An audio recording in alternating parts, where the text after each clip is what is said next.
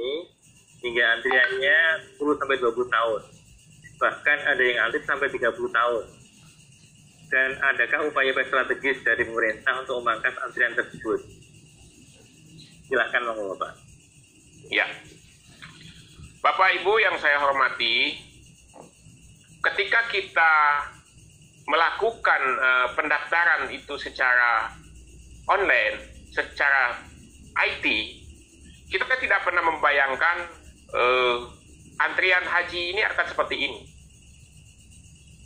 Yang ada di dalam pikiran orang tua kita dulu ketika dia mencanangkan pendaftaran haji itu, yang ada di dalam pikiran mereka, bagaimana mengamankan terhadap orang-orang yang sudah mendaftar, sehingga tidak saling mendahului. Itu yang pertama. Yang kedua, bagaimana menyelamatkan setoran uang yang sudah disetorkan kepada pemerintah. Itu tujuan awalnya. Tetapi antusias masyarakat kita untuk melaksanakan panggilan Allah ini semakin hari, semakin tahun, semakin banyak. Sehingga antara pendaftar dengan ketersediaan kuota tidak seimbang. Sementara kuota ini bukan domain kita, bukan kewenangan kita, bukan juga kewenangan pemerintah Arab Saudi. Kuota ini kewenangan negara-negara oki yang dulu pernah bersidang tahun 87 memutuskan setiap 1.000 penduduk muslim di negara manapun, maka dia berhak untuk mendapatkan satu calon jemaah haji. Itu problematikanya. Apakah pemerintah tidak berusaha? Kita berusaha. Alhamdulillah Bapak Ibu sekalian, setiap tahun kita paling tidak mendapat tambahan secara non formal, secara pendekatan silaturahmi. Paling tidak 20.000 kemarin. Tadinya kita mau minta tahun ini, tapi kemungkinan itu agak tidak mungkin dengan kondisi hari ini. Bahkan kalaupun ada penyelenggaraan haji tahun ini, melihat kondisi hari ini mungkin juga tidak berangkat 122. Bisa saja 50%, 30%. Apakah kita protes? Protes pasti, tapi hak sepenuhnya prerogatif pemilik negara sebagai yang diamanahkan oleh Allah untuk bertanggung jawab dengan negara-negara Arab Saudi itu. Kenapa? Memikirkan keselamatan, tidak lebih dari itu.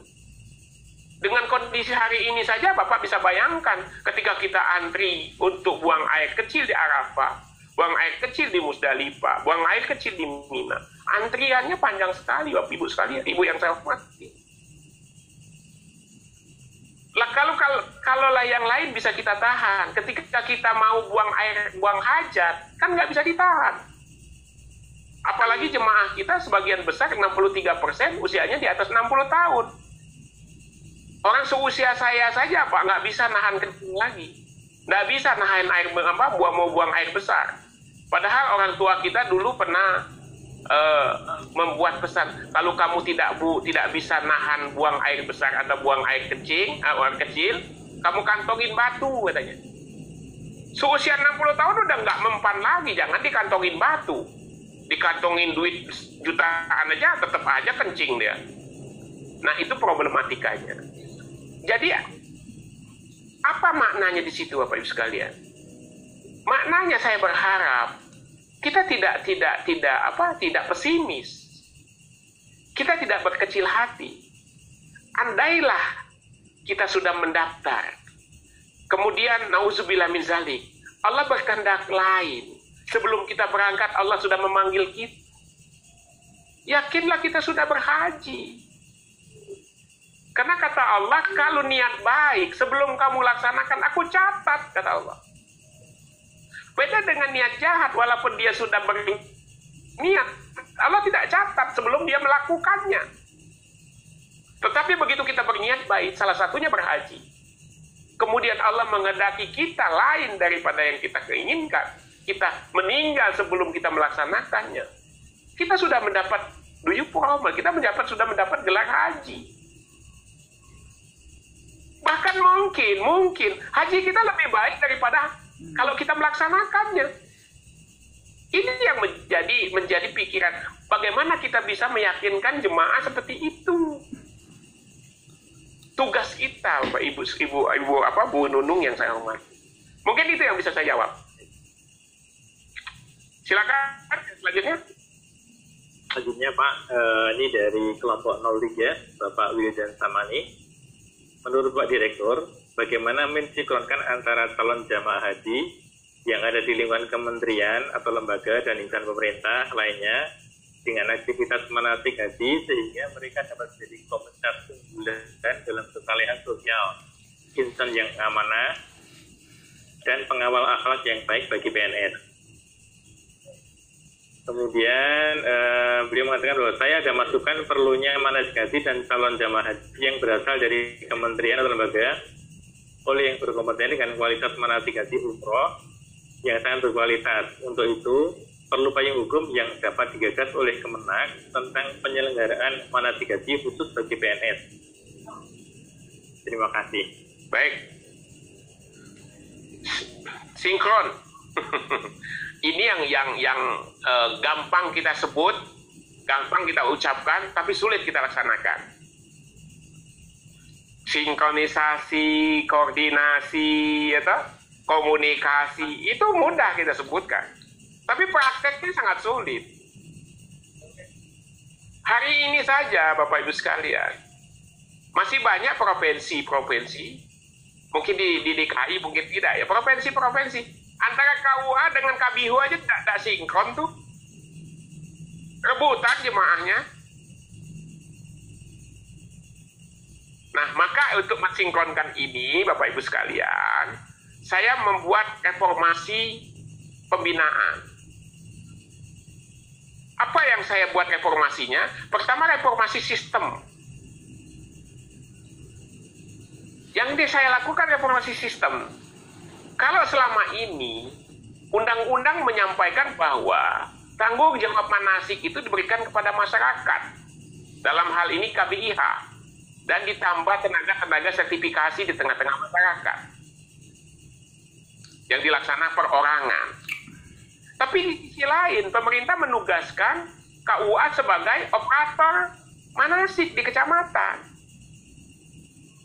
Nah, ke depan, saya ingin para kakak menak, para kabid haji, tidak lagi mendugaskan KUA sebagai operator, tetapi dia sebagai koordinator di kecamatan itu.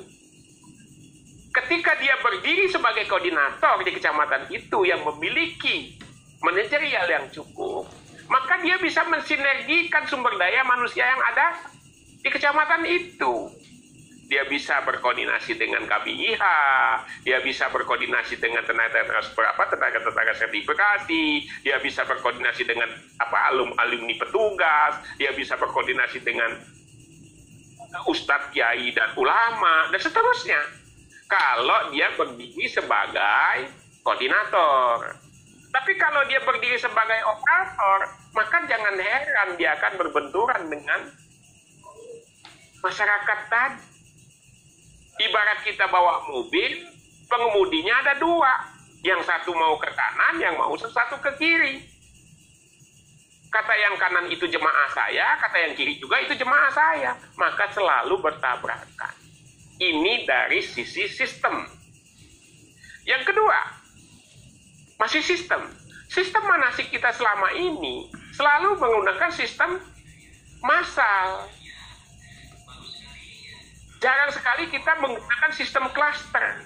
Ke depan nggak bisa lagi. Kita harus menggunakan manasik ini secara klaster. Sehingga ketika kita melaksanakan manasik ini secara klaster, maka kita bisa mengevaluasi. Ini klaster orang yang tidak bisa ngaji. Ini klaster orang yang pendidikannya di atas SMA. Ini klaster orang memiliki kemampuan ekonomi tinggi. Kita bisa evaluasi. Tetapi kalau secara massal, mustahil kita bisa evaluasi. Kalau ini kelas orang yang tidak bisa ngaji, kita bisa target 3 bulan, 2 bulan kamu harus bisa lancar baca Fatihah. Paling tidak itu. 1 minggu kamu harus sudah hatam baca 2 kalimat syahadatnya. Setiap hari kamu harus sudah bisa rutin menjalankan sholat 5 waktunya. Bisa kita evaluasi, tetapi kalau masal, bisa nggak kita evaluasi? Mustahil. Ini yang terjadi selama ini. Maka saya minta paling tidak di kelas ini, ke depan, lakukan pembinaan itu secara klaster. Petakan, umpamanya di tempat tinggal bapak-bapak tinggal di kecamatan mana. Di situ ada 10 jemaah. Berapa yang bisa ngaji? Berapa yang tidak bisa ngaji? Berapa yang berpendidikan di atas SMA? Berapa yang di bawah SMA? Berapa orang usia lanjut? Berapa orang usia tua? Berapa orang ristinya? Bagaimana saya risti ini harus saya datangi? Begitu caranya, Bapak Ibu sekalian. Selama itu tidak dilakukan, mustahil kita bisa mendapatkan pembinaan yang maksimal. Yang kedua, masukan. Terima kasih Bu masukannya. Tetapi apa yang Ibu sampaikan, semua kita sudah lakukan. Tetapi problematikanya Ibu sekali, Ibu Bapak ya, Bapak Wijan, problematikanya kita. Kadang-kadang kita ini, idealisme masyarakat Indonesia ini, idealisme sebelum kebagian. Sebelum ada tempat. Tapi begitu kita sudah mendapat tempat, sudah kebagian, idealismenya hilang. Nah, maka itu kewajiban kita, bagaimana kita bisa mempertahankan idealisme ini, kapanpun kita, berada dimanapun kita. Jangan ketika kita belum jadi pegawai negeri, belum jadi kayaknya, wow ini ada. Nah, begitu kita jadi pegawai negeri, lupa kita dengan apa yang kita lakukan. Belum jadi sertifikasi, kita protes aja pada pemerintah. Belum jadi pembimbing, belum sertifikat. Begitu sudah dapat sertifikat kita masukkan ke dalam laci. Kita lupa kita punya tanggung jawab. Kita ingat bahwa kita pembimbing ibadah ketika kita ada pendaftaran sebagai pembimbing haji. Nah, ini jangan sampai terjadi. Yuk, tanamkan idealisme. Ya kira itu Pak Wijan. Baik. Selanjutnya, gambarnya hilang.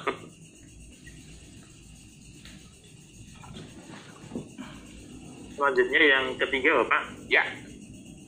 Dari kelompok 3, Bapak Arif Yanto Higar. Beliau bertanyakan bagaimana implementasi kebijakan perlindungan pemerintah bagi calon jamaah haji yang memiliki penyakit berat.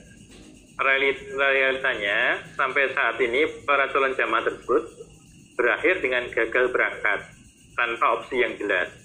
Di mana letak substansi perlindungan pemerintah bagi calon jamaah haji? Baik, itu tadi saya sampaikan Pak Arif. Mestinya di dalam pembinaan kita mengedepankan 3 istiqoah tadi. Apa istiqoahnya? Pertama istiqoah ibadah.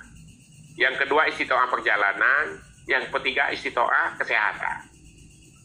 Nah, mestinya ketiga istiqoah ini yang mengukur si jemaah, jangan petugas.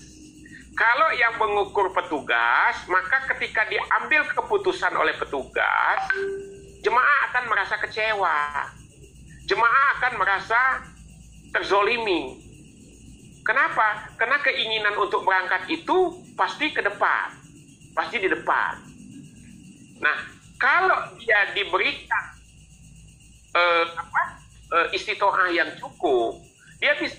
Kalau memang dia punya penyakit berat, yang akan menderitakan dia di sana. Walaupun kita menyiapkan dokter, kita menyiapkan perawat, kita menyiapkan petugas, kita menyiapkan ketua kloter, kita menyiapkan tenaga-tenaga kesehatan kloter, kita siapkan. Tetapi perbandingannya tidak sebanding. Tidak sebanding antara jemaah dengan petugas itu tidak sebanding. Bagaimana mungkin satu kloter hanya dibantu oleh seorang dokter? Pertanyaan, kenapa cuma satu orang dokter Pak Horizi? Kenapa nggak ditambah? Kalau petugasnya ditambah, maka jumlah kloternya akan dikurangi, jumlah jemaahnya akan dikurangi.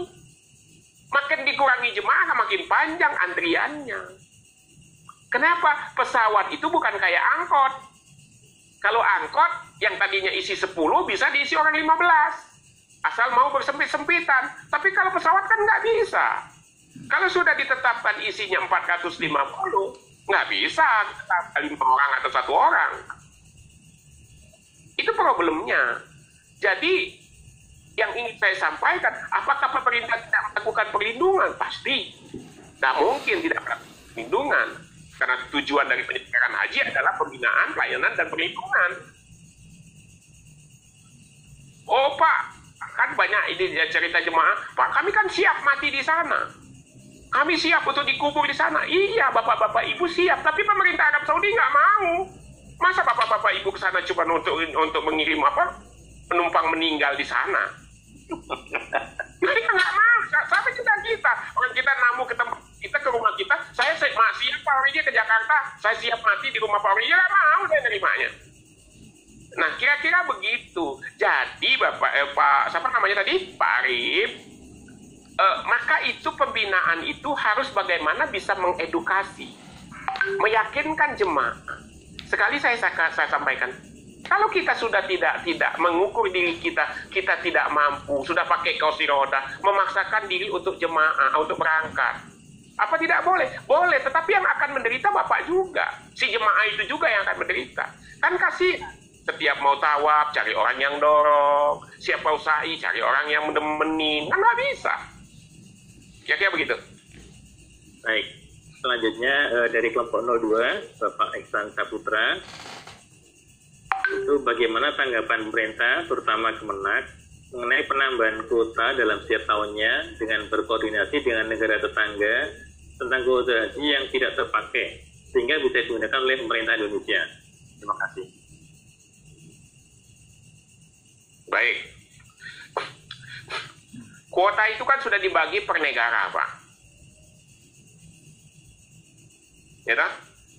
Pertama, mungkinkah negara itu akan memberikan kuota itu kepada kita? Itu pertanyaannya.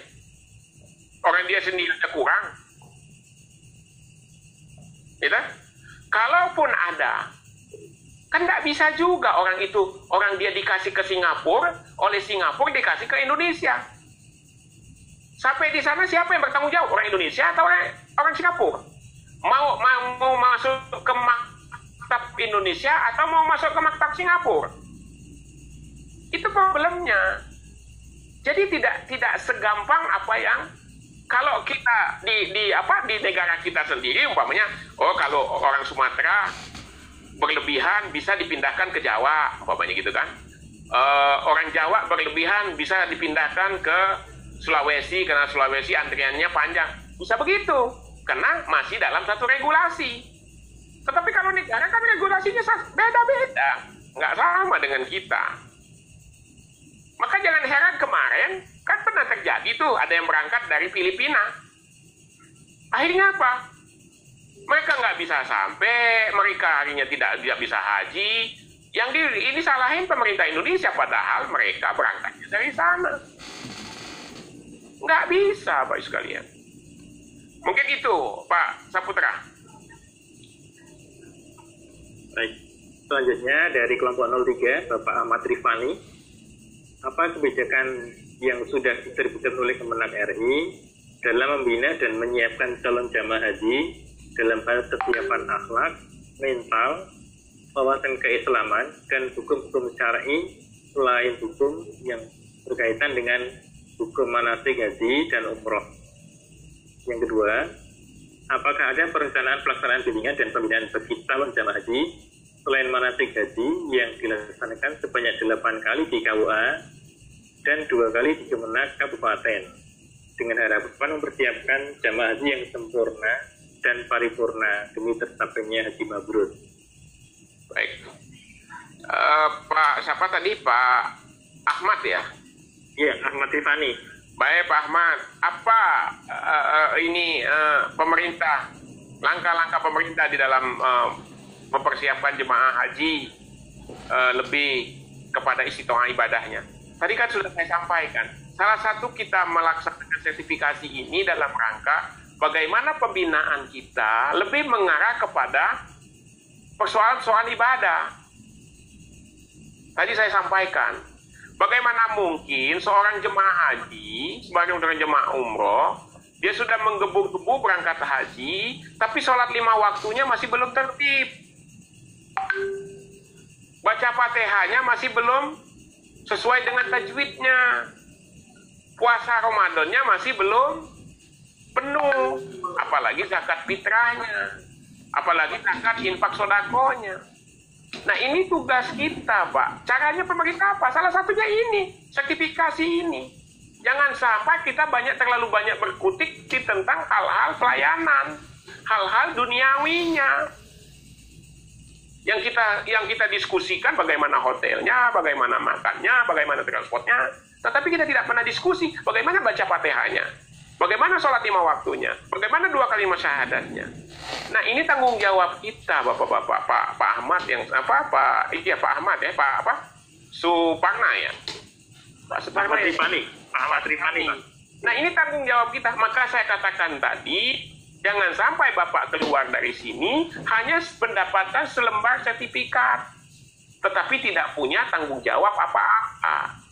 Ini yang menjadi dasar. Salah satunya ini, Pak. Apa ada yang lain? Saya menciptakan namanya manasik sepanjang tahun. Saya menciptakan namanya manasik melalui IT. Saya menciptakan dakwah haji. Ini dalam rangka menguatkan itu. Coba bayangkan, Pak Suparna yang saya hormati. Ketika kita berangkat, kita sudah mantap benar dengan asyhadu an la ilaha illallah wa asyhadu anna Muhammadar Rasulullah. Kemudian kita lapaskan kita labbaik Allahumma labbaik paham benar. Tapi begitu kita sampai di halaman Masjidil Haram, begitu ngelihat tower Zam-Zam, terhenti kita di sana. Sibuk kita berfoto ria, berselfie ria dengan tower Zam-Zamnya. Padahal tujuan kita adalah Ka'bah. Tujuan kita adalah Baitullah. Mana yang 2 kalimat syahadat tadi? Mana labbaik Allahumma labbaik tadi? Kalau hanya kita sibuk dengan berfoto ria dengan tower Zam-Zam tadi. Apa pahalanya? Tidak boleh. Boleh. Tapi tujuanmu sampai dulu ke Baitullah. Lakukan dulu umrohmu, lakukan dulu tawafmu, lakukan dulu sa'imu, lakukan dulu tahallulmu. Baru kamu yang lain-lain. Yang kedua, kalau kita tanya sama jemaah, berapa kali kamu ke Masjidil Haram? 2 kali. Berapa kali kamu ke tempat shopping? Pasti lebih banyak dari ibadahnya daripada shoppingnya. Shoppingnya sudah 6-7 kali, tapi ke masjidnya baru sekali 2 kali. Ini problem kita. Kenapa? Mungkin di dalam pembinaan kita lebih banyak menyampaikan persoalan-persoalan dunianya daripada persoalan-persoalan akhiratnya. Bagaimana caranya? Salah satunya sertifikasi, menyiapkan sumber daya yang profesional yang memiliki kemampuan dalam membekali jemaah. Begitu, Pak? Baik. Oh, satu lagi. Apa kiat-kiat pemerintah di dalam meningkatkan pembinaan yang 8 kali di dalam Jawa dan 10 kali di luar Jawa? Kiatnya sudah jelas. Pertama, kita melibatkan para kabihu untuk memberikan pembinaan manasik sesuai dengan edaran Dijen, dengan maksimal 3.500.000 dia harus minimal memberikan 15 kali pembinaan.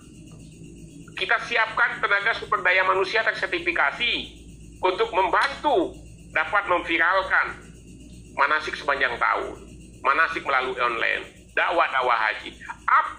Apa beda manasik sepanjang tahun dengan dakwah haji? Kalau manasik sepanjang tahun, dia wajib dilakukan oleh orang tersertifikasi, orang-orang profesional.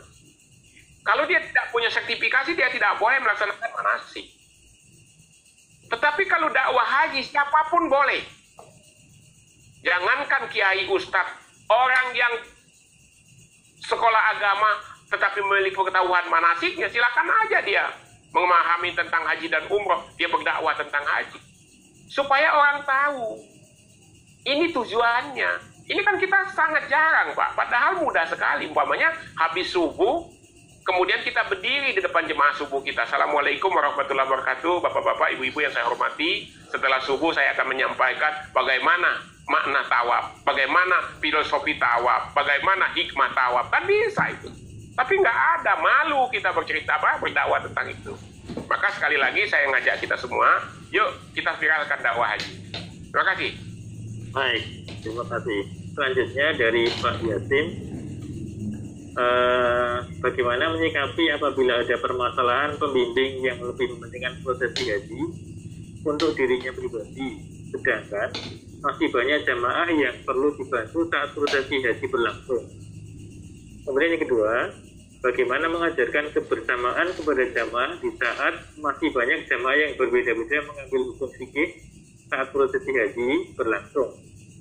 Apa boleh untuk memudahkan dalam hukum fikih dengan menyamaratakan dengan hukum fikih yang diambil pembimbing?